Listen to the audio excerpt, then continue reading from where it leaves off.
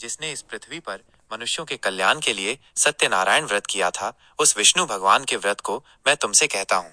किसी समय नारद मुनि अपने मन में अनेक प्रकार के विचार करते हुए पृथ्वी पर घूमने लगे।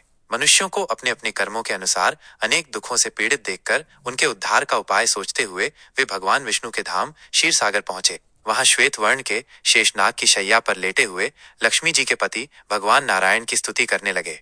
नारद मुनि ने कहा, हे प्रभु, आप अद्भुत शक्ति वाले हैं, मन और वाणी से भी परे हैं। आपका न आदि है, न मध्य और न अंत। आप निर्गुण और सगुण रूप वाले हैं, भक्तों की पीड़ा हरने वाले हैं। हे परमात्मा, आपको मेरा नमस्कार है। भगवान विष्णु ने नारद मुनि से कहा, हे मुनि श्रेष्ठ, आप किस कारण से यहाँ आए हैं? आपके मन में क्या इच्छा है, कहिए। नारद मुनि बोले, हे भगवान, इस पृथ्वी पर सभी मनुष्य अपने अपने कर्मों के अनुसार अनेक दुखों से पीड़ित हैं। हे नाथ, किस उपाय से उनके दुख दूर हो सकते हैं, ये बताने की कृपा करें। भगवान विष्णु ने कहा, हे नारद, मनुष्यों को इस दुख सागर से पार करने के लिए एक सरल और उत्तम व्रत है जो पुण्य देने वाला है। आज मैं प्रेम वश होकर तुमसे कहता हूँ। यह व्रत पृथ्वी पर सत्यनारायण के नाम से प्रसिद्ध है। इस व्रत को विधि विधान से करने पर मनुष्य तुरंत ही सुखों को भोग कर मोक्ष को प्राप्त करता है।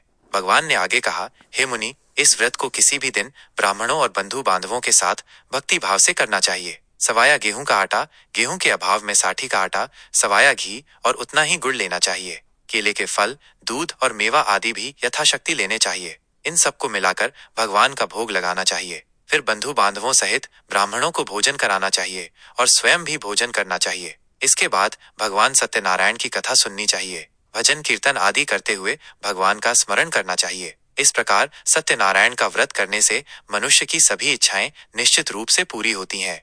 द्वितीय अध्याय। सूत जी ने कहा, हे ब्राह्मणों, अब मैं तुम्हें इस व्रत को पहले किसने किया, ये कथा सुनाता हूँ।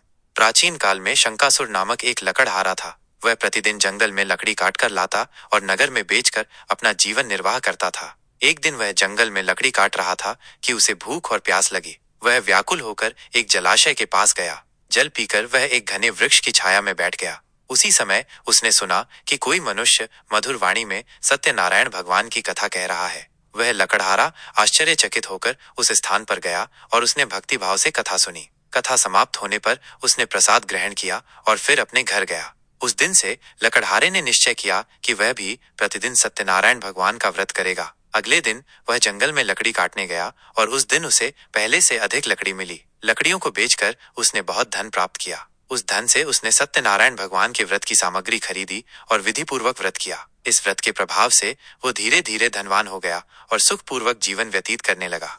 तृतीय अध्याय। सूत जी बोले, हे ब्राह्मणों, अब मैं तुम्हें बताता हूँ कि किस प्रकार एक धनवान व्यापारी ने इस व्रत को किया। किसी नगर में एक बहुत धनी व्यापारी रहता था। उसका नाम ईश्वर दत्त था। उसके पास बहुत सारा धन धान्य था, परंतु उसे कोई संतान नहीं थी। वह दुखी रहता था। एक दिन उसकी पत्नी लीलावती ने उससे कहा, हे स्वामी, हमारे पास सब कुछ है, परंतु संतान न होने से यह सब सूना लगता है। हमें भगवान सत्यनारायण का व्रत करना चाहिए, जिससे हमें संतान की प्राप्ति हो। व्यापारी ने अपनी पत्नी की बात मान ली और दोनों ने विधि पूर्वक सत्यनारायण भगवान का व्रत किया। कुछ समय बाद लीलावती गर्भवती हुई और उसने एक सुंदर पुत्र को जन्म दिया। उन्होंने उस बालक का नाम कलावती रखा।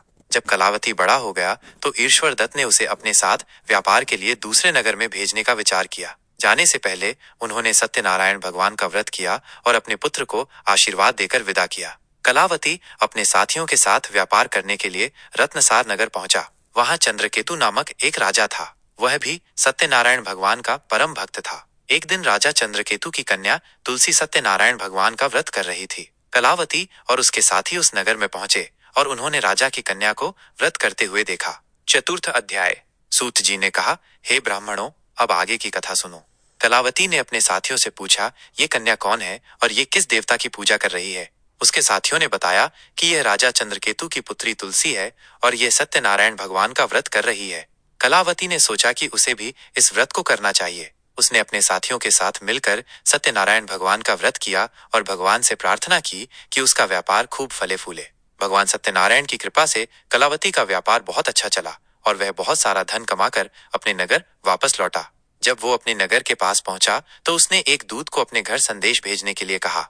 दूत ईश्वर दत्त के पास गया और उसे कलावती के आने की सूचना दी। ईश्वर दत्त उस समय सत्यनारायण भगवान का व्रत कर रहा था। उसने दूत की बात सुनकर भी ध्यान नहीं दिया और व्रत में ही लगा रहा। कलावती को यह सुनकर बहुत दुख हुआ और वह क्रोधित होकर अपने घर चला गया। घर पहुंचकर उसने देखा कि उसका सारा धन चोरी हो गया है। वह बहुत दुखी हुआ और सोचने लगा कि यह सब उसके पिता द्वारा व्रत का अनादर करने के कारण हुआ है। उसी रात भगवान सत्यनारायण ने ईश्वर दत्त को स्वप्न में दर्शन दिए और कहा, हे व्यापारी, तूने मेरे व्रत का अनादर किया, इसलिए तेरा सारा धन चोरी हो गया। यदि तू अपने पुत्र से मिलकर मेरे व्रत को करेगा तो तेरा धन वापस मिल जाएगा। ईश्वर दत्त सुबह उठा और अपनी पत्नी से स्वप्न की बात बताई। दोनों तुरंत अपने पुत्र से मिलने के लिए गए। रास्ते में उन्हें कलावती मिला। कलावती ने अपने माता पिता को देखकर प्रणाम किया और उनसे अपने धन के चोरी होने की बात बताई।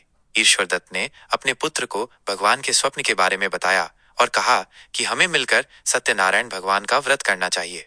तीनों ने मिलकर विधि पूर्वक सत्यनारायण भगवान का व्रत किया और भगवान की कृपा से कलावती को उसका सारा धन वापस मिल गया। इसके बाद वे सुख पूर्वक रहने लगे। पंचम अध्याय। सूत जी बोले, हे ब्राह्मणों, अब मैं तुम्हें एक और कथा सुनाता हूँ। किसी समय तुंगध्वज नामक एक राजा था। वो बड़ा धर्मात्मा और सत्यवादी था। एक दिन वह शिकार खेलने के लिए जंगल में गया। शिकार खेलते खेलते वो बहुत दूर निकल गया और थक गया। उसे भूख और प्यास लगी। वो एक पेड़ के नीचे बैठकर आराम करने लगा।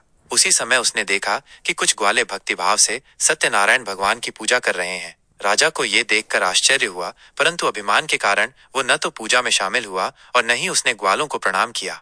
पूजा समाप्त होने के बाद ग्वालों ने भगवान का प्रसाद राजा को दिया, परंतु राजा ने उस प्रसाद को भी नहीं लिया और तिरस्कार कर दिया। जब राजा अपने महल में पहुंचा तो उसने देखा कि उसका सारा धन और वैभव नष्ट हो गया है। उसे बहुत दुख हुआ और वह सोचने लगा कि ये सब ग्वालों और भगवान सत्यनारायण का अनादर करने के कारण हुआ है।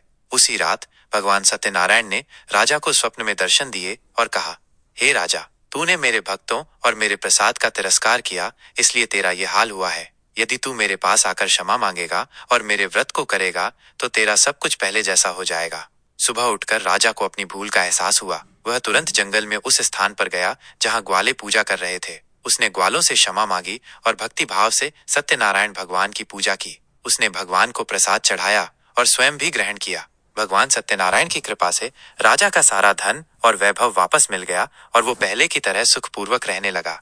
इस प्रकार जो भी मनुष्य भक्ति भाव से सत्यनारायण भगवान का व्रत करता है, उसकी सभी मनोकामनाएं पूरी होती हैं और उसे इस लोक में सुख तथा परलोक में मोक्ष की प्राप्ति होती है। बोलिए सत्यनारायण भगवान की जय।